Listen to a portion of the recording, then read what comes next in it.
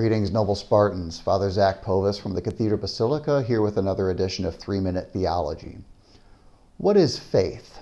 Faith is a word that we use a lot in theological and religious context, but maybe we don't always have a clear understanding of what we mean by it. Well, when we use the word faith in a religious context, we actually do mean much the same by what we mean in other contexts.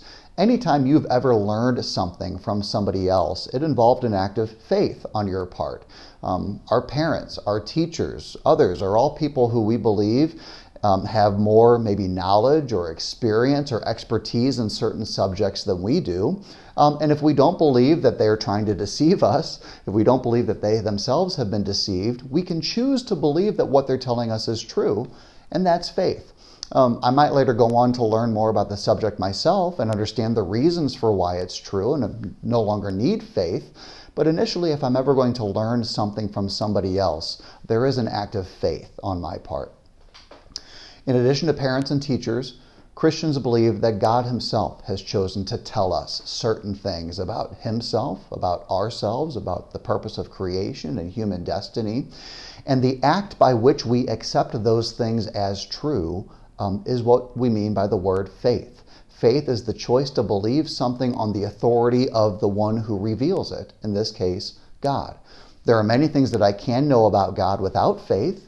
I can prove to you that God exists, that he is all-powerful, that he's good, but I can't necessarily prove that God loves you, that God has a providential plan for your life, that he's intimately interested and concerned for you and wants to spend eternity with you. All of those things are things that I believe because God himself has revealed them, but ultimately the choice to believe them is just that. It's a choice, and that choice is what we mean by the word faith. The choice to believe something that exceeds my own mind's capacity to demonstrate or prove, but because it is God himself who has told me it is true, I choose to believe.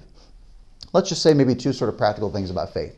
While faith does bear upon truths that exceed the natural capacity of our mind to arrive at, faith isn't in conflict or it doesn't do violence to our minds. Faith and reason go together.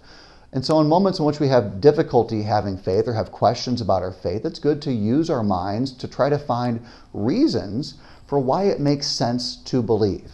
Give me the reasons for why I should believe this.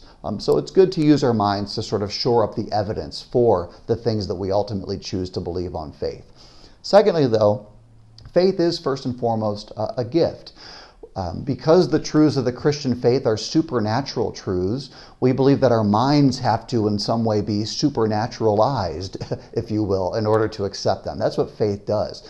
It sort of opens our natural minds up to the horizon of the divine so that we can grasp supernatural truths. And being such, it is God's gift alone to give. I can't give you faith. I can't make myself have faith. Ultimately, God alone can give faith. And so, again, in moments in which we find it difficult to have faith or run up against some teaching that we'd have difficulty understand, it's always important as well to ask God for faith. Lord, give me faith. Strengthen my faith in this moment. Increase my faith. Lord, I believe. Help my unbelief.